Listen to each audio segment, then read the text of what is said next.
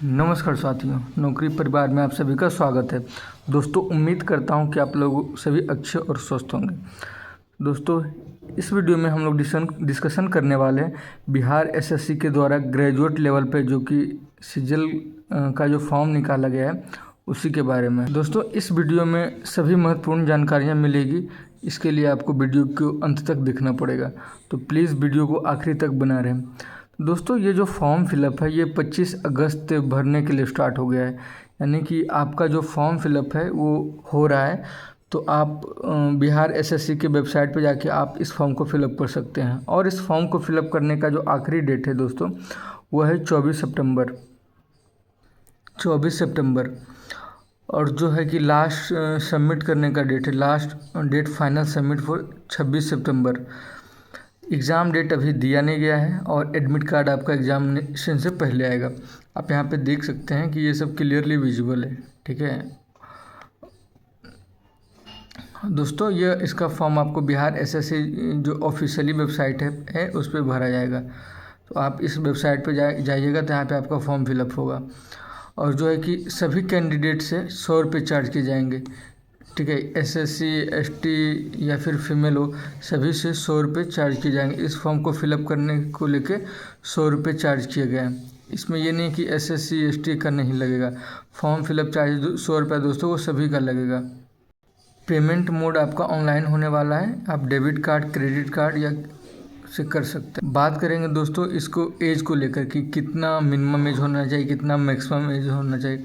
तो जो इस फॉर्म को फिलअप करने का जो मिनिमम एज है वो 21 साल है। ठीक है, अगर आपका एज कम से कम 21 साल होना चाहिए इस फॉर्म को फिलअप करने के लिए। और मैक्सिमम एज 37 साल है। ठीक है, अगर आप इस फॉर्म को फिलअप करना चाहते हैं तो आपका एज मैक्सिमम एज 37 साल, यानी कि आप 21 साल से लेके 37 साल तक फॉर्म फिलअप कर सकते हैं। ये है अनरिजर्व के लिए।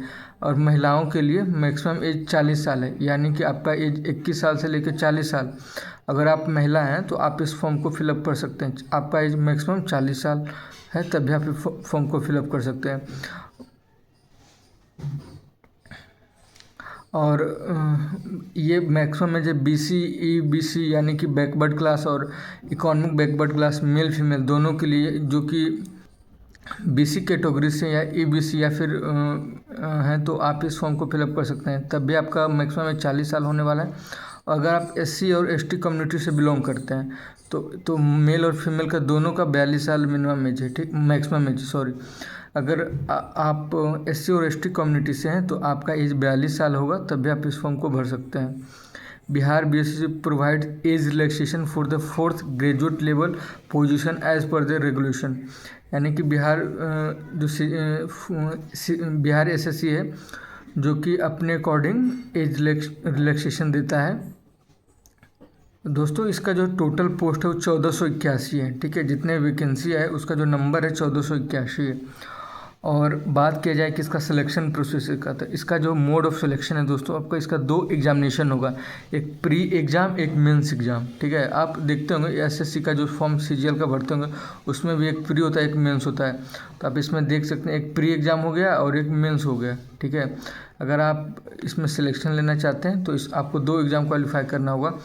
अगर आप प्री क्वालिफाई करेंगे तो आपको मेंस के लिए बैठना पड़ेगा, तभी आप इस एग्ज़ाम के लिए एलिजिबल होंगे। बात किया जाए दोस्तों वैकेंसी को लेकर, तो इसमें जो पहला पोस्ट असिस्टेंट ब्रांच ऑफिसर जो कि 1064 पोस्ट है। जो नंबर ऑफ पोस्ट है देख सकते हैं आप, क्लियरली विजिबल है। ठीक है, 1064 पोस्ट है। तो आप इतने नंबर के लिए अगर इस पोस्ट पे असिस्टेंट ब्रांच ऑफिसर बनना चाहते हैं तो आप 1064 पोस्ट के लिए फॉर्म फिलअप कर सकते हैं। इसका जो है कि क्वालिफ़िकेशन बैचलर डिग्री। ठीक है, यानी कि आप ग्रेजुएशन किसी भी स्ट्रीम से, यानी कि किसी भी सब्जेक्ट से अगर आप ग्रेजुएट हैं किसी भी यूनिवर्सिटी और कॉलेज से, तो आप इस फॉर्म को फिलअप कर सकते हैं।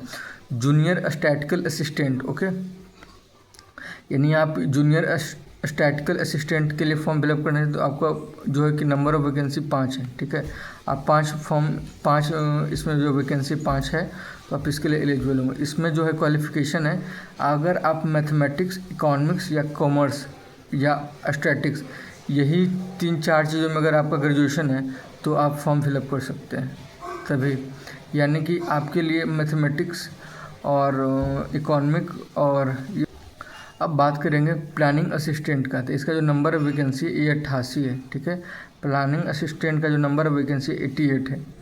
इसका कि इसमें भी आप अगर किसी भी ब्रांच से ग्रेजुएट हैं या किसी भी स्ट्रीम से ग्रेजुएट हैं, यानी कि आपका कोई भी सब्जेक्ट हो, आर्ट्स हो, कॉमर्स हो, साइंस हो, तो आप इस फॉर्म को फिलअप कर सकते हैं। Data entry operator grade C, इसका एक वैकेंसी है।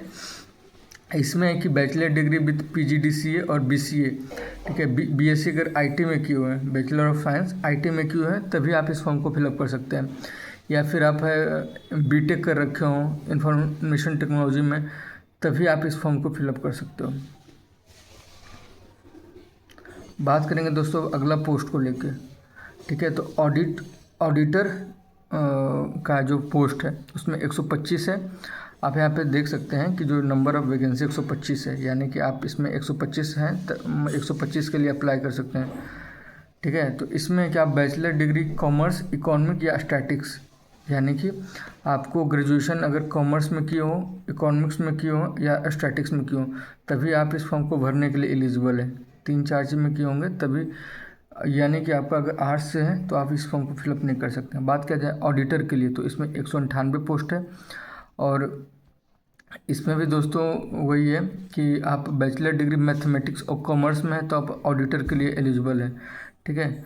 तो इस वैकेंसी को लेकर जितनी भी जानकारियाँ थी हमने इस वीडियो में डिस्कशन किया है बारीकी से, कि कौन से पोस्ट के लिए कितना एजुकेशन चाहिए, कितना नंबर ऑफ वैकेंसी है, ओके, एज कितना होना चाहिए, ठीक है। और जो फ़ी का रुपया है, ठीक है, वो भी डिस्कशन किया। इसमें देखिए एज का पूरा है, ओके। और इसमें है, इस स्लाइड में है कि कब से फॉर्म भरा जाएगा और कब तक फॉर्म भरा जाएगा, ठीक है। लास्ट डेट कब है वो भी इसमें दिया हुआ है। और जो कितना चार्ज किया जाएगा, 100 रुपये सभी से लिए जाएंगे, वो भी इसमें है। तो दोस्तों ये थी आपकी पूरी जानकारी। बिहार SSC जो 4th ग्रेजुएट लेवल का जो फॉर्म आया है वो फॉर्म फिलअप जारी हो चुका है, ठीक है। आप फॉर्म फिलअप कर सकते हैं, तो आप बिहार SSC की वेबसाइट पर जाइए और फॉर्म फिलअप करिए और मन लगाकर पढ़ाई करिए दोस्तों, तभी आपका ये एग्जामिनेशन क्वालिफाई होगा। बहुत अच्छा जॉब है, ठीक है। जैसे SSC भी ये देखते हैं ना, SSC CGL का, उससे भी बेटर है, ठीक है। तो अगर आप चाहते हैं बिहार में, अगर आप बिहार से हो और चाहते हैं कि बिहार में एक अच्छा जॉब हो, रेपुटेशन वाला जॉब हो, तो आप इसके लिए स्टडी करिए और मेहनत लगा के पढ़ाई करके आप इस जॉब के लिए एलिजिबल होके क्वालिफाई करिए दोस्तों, ठीक है। Hope for the best and at the last thank you. और प्लीज़ चैनल को सब्सक्राइब करें और वीडियो को लाइक करें। Thanks a lot.